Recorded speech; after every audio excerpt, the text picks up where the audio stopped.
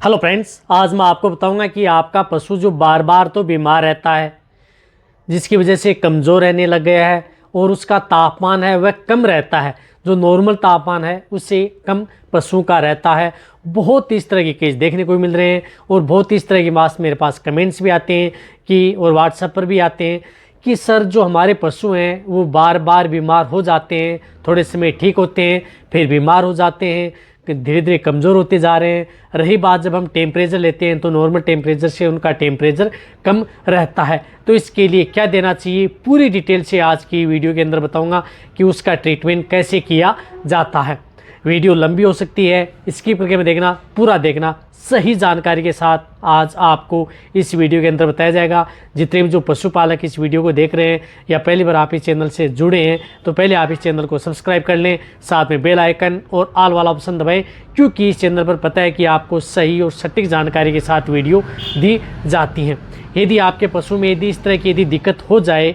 बहुत इस तरह के पशु हैं जिनमें इस तरह की दिक्कत हो जाती है, तो क्या करना चाहिए। देखो, जब भी यदि पशु बार बार बीमार होता है या कमज़ोर होता जा रहा है तो ये देख लेना चाहिए कि हो सकता है कि इसमें कुछ इस तरह की मेटाबॉलिक डिजीज़ पशुओं में हो सकती हैं, जिसकी वजह से टेम्परेचर भी उसका डाउन होता जा रहा है। तो सबसे पहले तो आपको मैं बताना चाहता हूं कि चाहे आपका पशु बड़ा हो या छोटा हो, किसी भी तरह का पशु हो, तो यदि इस तरह की यदि दिक्कत है तो सबसे पहले उसकी एक तो डिवर्मिंग होना बहुत ज़्यादा ज़रूरी है, यानी पेट के कीड़े की दवा देना उस पशु को बहुत ज़्यादा ज़रूरी है। क्योंकि कई बार क्या होते हैं कि इंटरनल जो वर्म्स होते हैं उसकी वजह से भी पशुओं में इस तरह की जो दिक्कत है वह होने लग जाती है। तो सबसे पहले आप उस पशु की डिवर्मिंग यानी पेट के कीड़े मारने की दवा जरूर दें, जो कि मैं लगभग सभी तरह की वीडियो में आपको बताता हूँ। रही बात इस तरह के पशुओं को आपको अच्छे मल्टीविटामिन्स, जिनसे पशु की आपकी इम्यूनिटी बढ़े, इस तरह के आपको उसे ज़रूर देना है। तो उसके तौर पर आप अपने पशु को बहुत इस तरह की जो मल्टीविटामिन्स आती हैं उनका भी प्रयोग कर सकते हैं। रही बात पशुओं को अच्छी आहार दें, संतुलित आहार दाना मिश्रण यदि पशुओं को देते रहेंगे तो आपके पशुओं में इस तरह की दिक्कतों का सामना नहीं करना पड़ेगा। रही बात यदि आपको इस तरह की दिक्कत यदि लग रही है कि हमारे पशु में इस तरह की दिक्कत जो कंटिन्यूटी बनी रहती है, रुक ही नहीं रही है, तो इसके लिए आपको कौन से ऐसे इंजेक्शन का उपयोग करना चाहिए, जो कि यदि आपके पास नज़दीक वेटरनरियन है उनकी सलाह लेनी चाहिए, क्योंकि कई बार ये दिक्कत है वो धीरे धीरे बढ़ने लग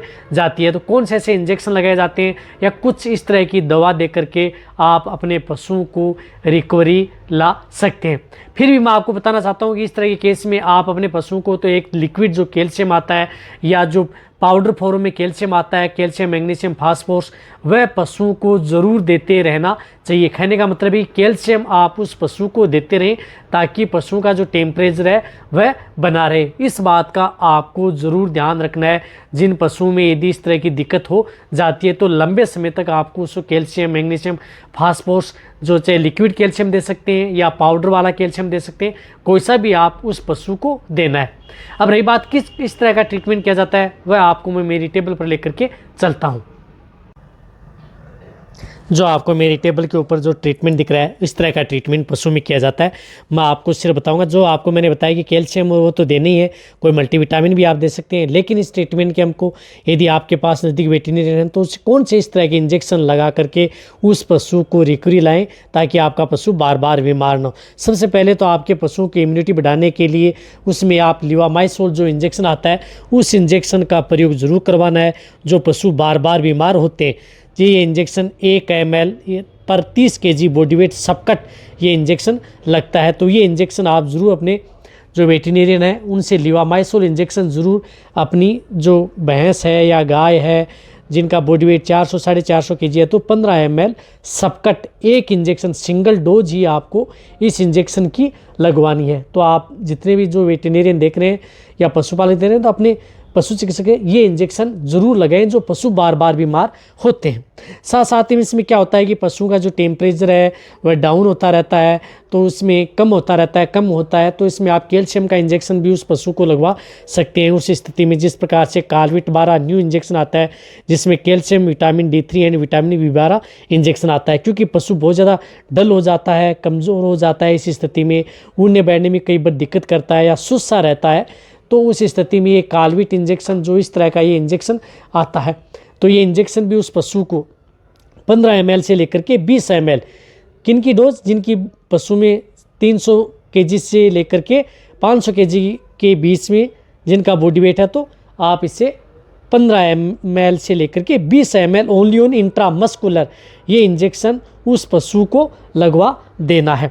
अब साथ साथ में उस पशु को क्या कि ये इंजेक्शन देना ही देना है, साथ में उन पशुओं को क्या करना है कि एक जो मिथाइल कोबालामिन साल्ट का जो इंजेक्शन है, जिस प्रकार से मिकोनर्वा आता है इंजेक्शन माइक्रोलेप्स का, इसी तरह से तो इस मिथाइला कोबालामिन है, पायरोडोक्सिन हाइड्रोक्लोराइड है, निकोटोनिमाइड है, इस साल्ट का इंजेक्शन, कहने का मतलब है कि साल्ट का इंजेक्शन किसी भी कंपनी का हो तो ये साल्ट का इंजेक्शन उस पशु को 15 ml इंट्रा मस्कुलर या इंट्राविनस, यदि इंट्राविनस भी लगाना जानते हैं तो इंट्राविनस भी दे सकते हैं, इंट्रामस्कुलर भी आप इस इंजेक्शन का प्रयोग कर सकते हैं। ये भी 15 ml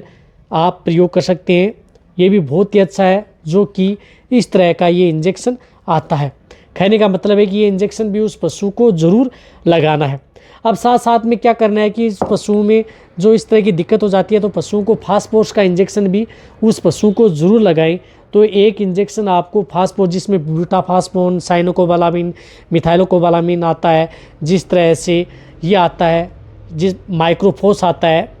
ये भी माइक्रो का है,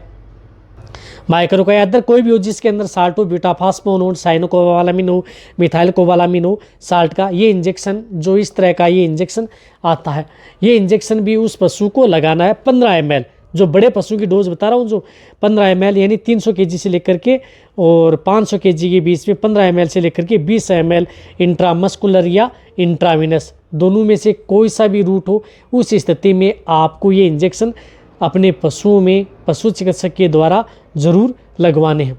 अब देखो ये जो ट्रीटमेंट है, ये आपको ये इंजेक्शन जो 3-4 मैंने बताएं, ये 3-4 इंजेक्शन आपको उस पशु में ज़रूर लगवाने होंगे जिनमें टेम्परेचर कम रहता है, बार बार बीमार रहते हैं, सुस्त रहते हैं, कमज़ोर रहते हैं। तो रही बात सभी जो इंजेक्शन है प्रेग्नेंट पशु उनके लिए भी सेफ है। सिर्फ एक लिवामाइसिन वो सिंगल लगाना, ये लगाने के बाद में ये जो 3 इंजेक्शन है ये लगातार उस पशु को 3 दिन तक आप प्रयोग कर सकते हैं।